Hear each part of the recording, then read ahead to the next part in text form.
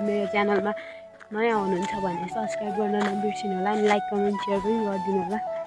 So म चाहिँ आज नि बजार होइन हस्पिटल गएर आउँदैछु। अनि म जस्तो चाहिँ को हुनुहुन्छ होइन, एउटा एक थोकको दबाई सकिने बित्तिकै फेरि अर्को थोकको दबाई थप्नुपर्ने। सो मैले दबाई थपेछु। अनि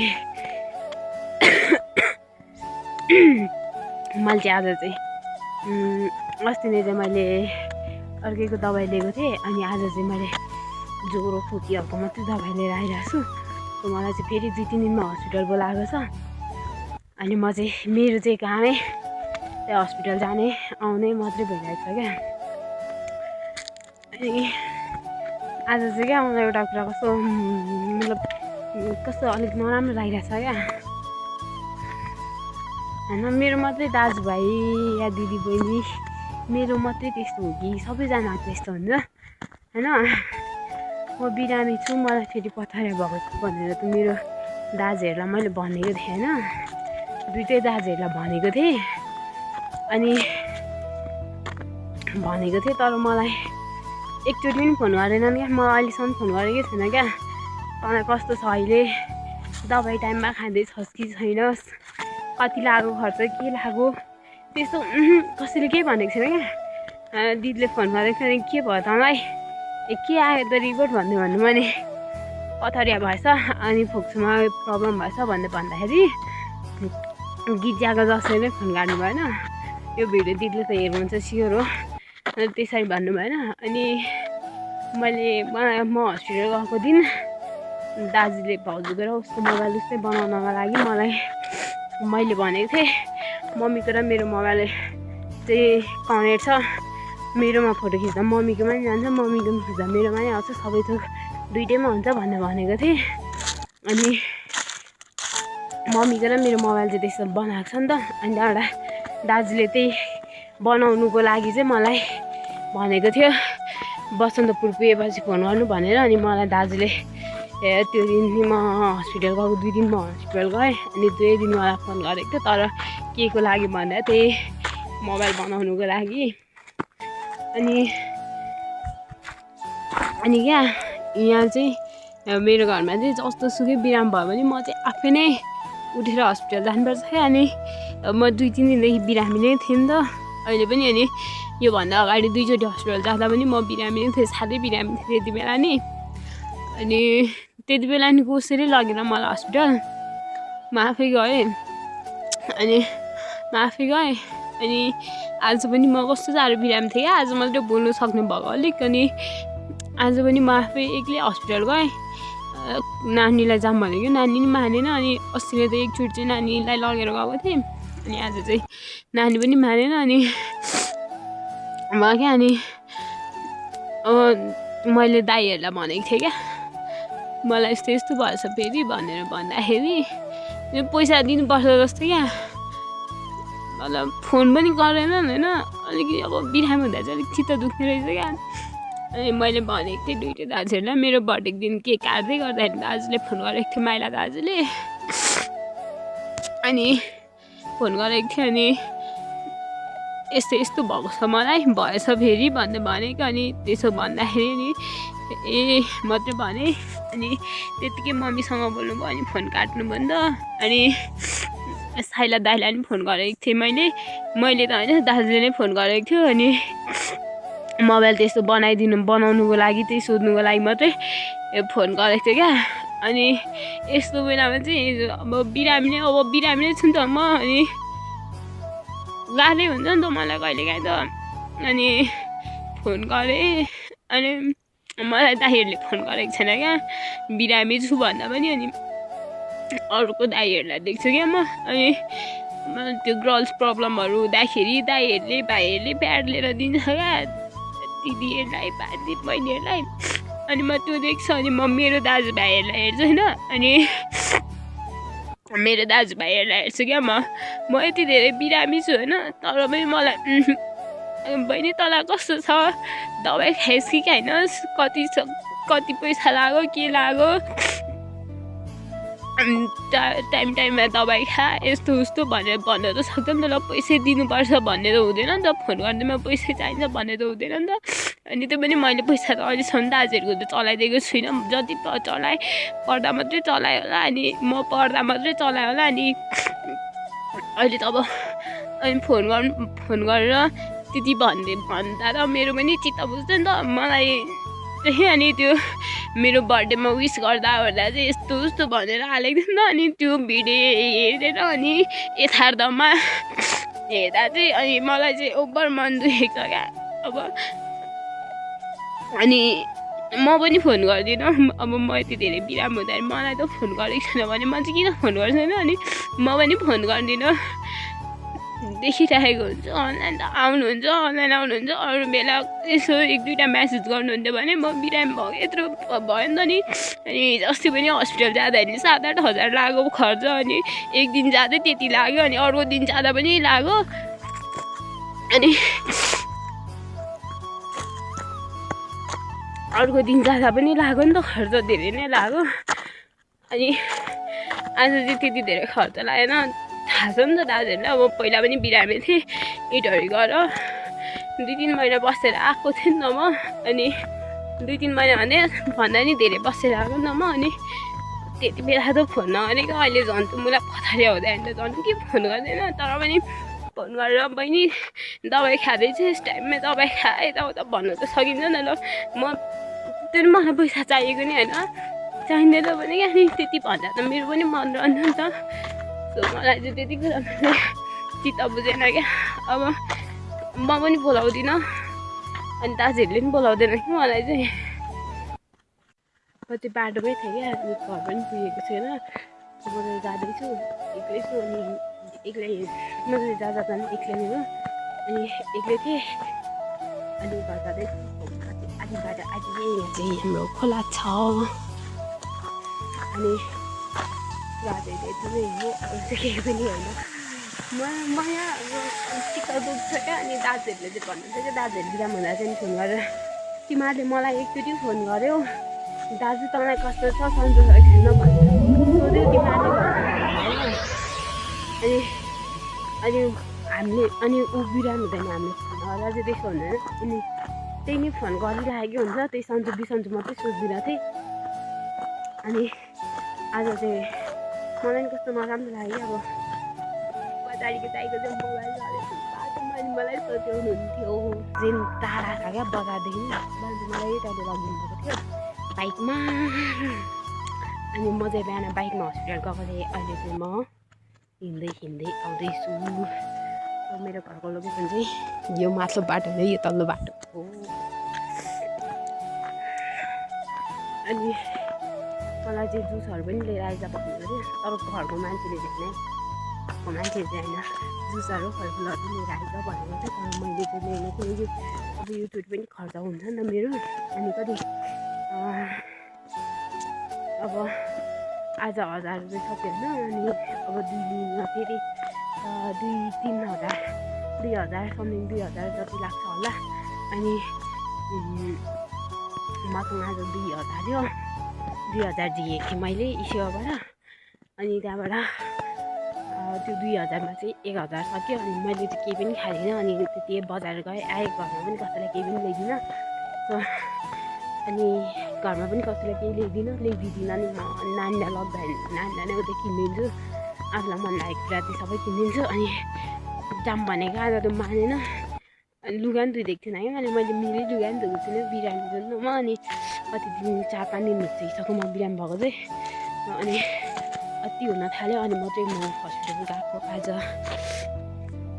अनि साह्रै नहुँदा चाहिँ हस्पिटल जान्न नि त म अनि साह्रै भएर मात्रै हस्पिटल जाने अनि मलाई चाहिँ निकै साह्रै भएको थियो सुत्नै नसक्ने रातभरि नै नसुत्ने भएको थिएँ अनि आज चाहिँ गएर दबाई लिएर आएको अनि मैले चाहिँ आज धेरै पछि भ्लग हालेको नि त भ्लग हाल्न आँटेको सो कस्तो छ के छ सबैले आफ्नो प्रतिक्रिया दिनु होला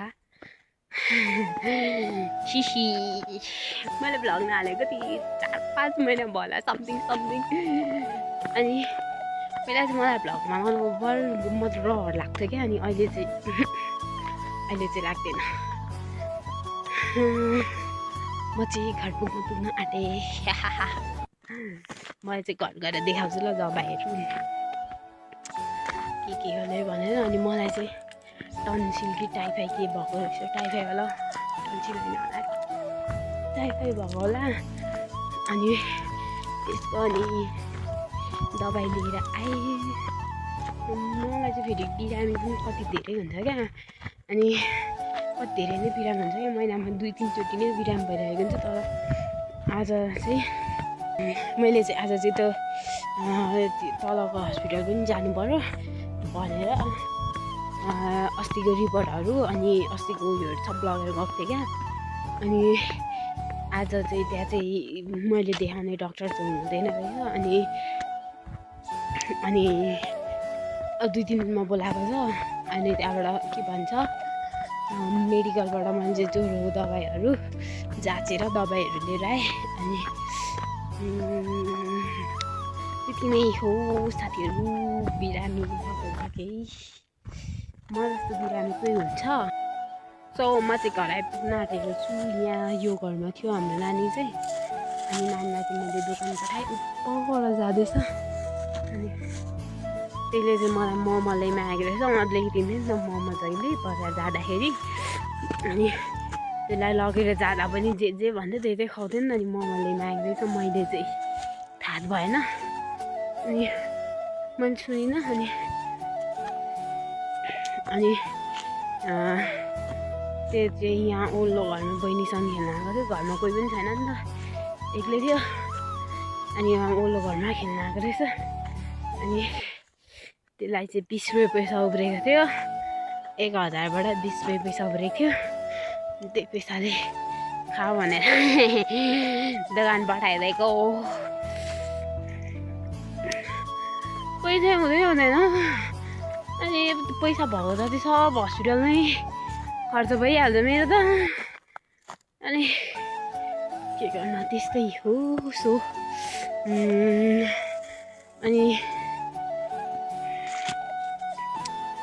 अनि के भन्छ, म चाहिँ अब फेरि 2-3 दिनमा हस्पिटल जान्छु। अनि फेरि अब चाहिँ म भ्लग डेली बनाउनु पर्यो क्या। म भ्लग डेली बनाउँछु अब भन्छु। तर नि घरमा मान्छे भयो भने मलाई नै लाज हुन्छ। अब कन्फिडेन्स छैन नि त। अनि घरकै मान्छेसँग चाहिँ लाज हुन्छ मलाई झन्। अरूको छेउमा म भ्लग बनाउनै सक्दिनँ क्या। यस्तो घाँटी दुख्छ। अब चाहिँ गएर म खाजा खान्छु। अनि भोक लागिरहेछ, भात खान्छु। म चाहिँ जति बेला खायो भात, नखायो भात, खा भात, नखायो भात, यता हेर भात, उता हेर भात। अनि त्यस्तै हो। सो म चाहिँ अब घर पुग्नु आँटेँ। गल्यो म त हिँड्नै सक्दिनँ। भाइको टोपी लगाएर गएको मैले आज। मेरो टोपी 2टा छ होइन, जाडोमा लगाउने टोपी 2टै धोएको छैन क्या। 2टै एउटा लगाएपछि फेरि सेतो छ कि 2टै। अनि 2टै फोट भयो। मेरो चाहिँ ओठहरू पनि यस्तो फुटिरहेछ। अब चाहिँ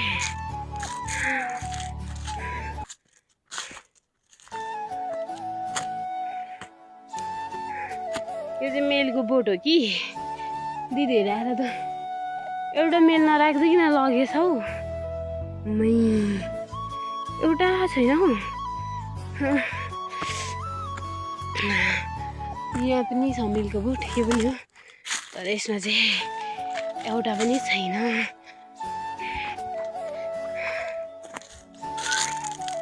मलाई चाहिँ आज बिहान मैले जुत्ता मोजा लगाउन पनि सकेकै थिइनँ क्या।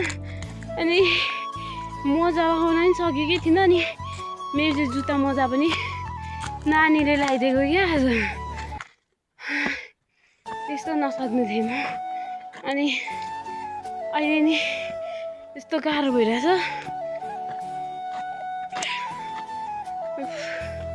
घरमा चाहिँ कोही पनि छैन क्या। मम्मी पनि उता गएको छ इडहरी अनि घरमा चाहिँ हामी मात्रै छौँ कुखुरा चल्लाहरू पनि छोडेको रहेछ त्यत्तिकै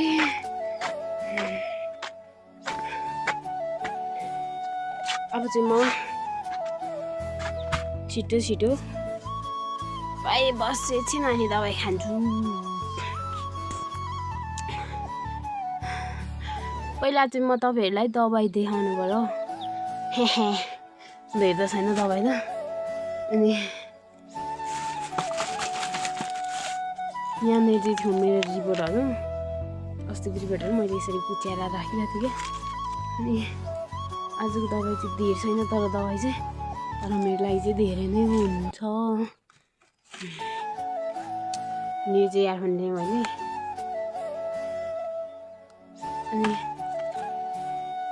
यहाँ छ दबाई तर दबाई चाहिँ धेरै छैन यति मात्रै छ तपाईँहरूलाई म खोलेर देखाइहाल्छु कस्तो रुगा मर्किरहेको छ भने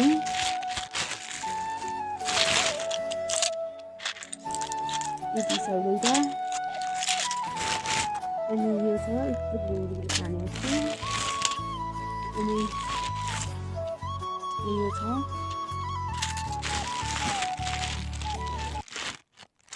अनि यो छ सो म चाहिँ अब दबाई खान्छु 3 टाइम खानु दिएको दबाई चाहिँ खान्छु म अनि खाजा खान्छु खाली पेट पनि छ दबाई त यत्रो गोली छ मैले चाहिँ अब कति 8-9 महिना दबाई खाएँ होला अल्सरको अनि 8-9 महिनाभन्दा त बेसी नै खाएँ होला अनि जस्ती कति 2-3 हप्ता त अझै नै छ त्यो पथरियाको त्यो पनि खाँदैछु अनि यो पनि छ दबाई मैले जस्तो दबाई त कसैले खाँदैन होला कि यतिकै सानो उमेरमै सो म चाहिँ अब मैले दबाई लिएको यति नै हो अनि अब दबाई सबाई खान्छु लुगा सुगा फेर्छु खाजा साजा खान्छु अनि गाईहरूलाई घाँस चल्ली छैन हेर्छु मैले जुठो भाडा नगरिकन गएको थिएँ अनि सकिनँ क्या मैले अहिले चाहिँ हल्का ठिक भइरहेछ अब चाहिँ म छिटो छिटो दबाई खाएर सबैको काम गर्छु सो आजको लागि चाहिँ यति नै के कस्तो लाग्यो आफ्नो प्रतिक्रिया देखाउनु होला अनि मेरो सब्सक्राइबर चाहिँ घटेको रहेछ क्या आज हेर्दाखेरि सब्सक्राइबर चाहिँ घट्नु भएको रहेछ सब्सक्राइब गरेर अनसब्सक्राइब चाहिँ नगर्नु होला हैन सो सब्सक्राइब गरिदिनु होला सो आजको लागि चाहिँ यति नै कस्तो लाग्यो के कस्तो लाग्यो सबैले आफ्नो आफ्नो प्रतिक्रिया देखाउनु होला अनि त्यही हो सो बाई बाई आजको लागि चाहिँ यति नै फेरि भोलि न त पर्सि भेटौँला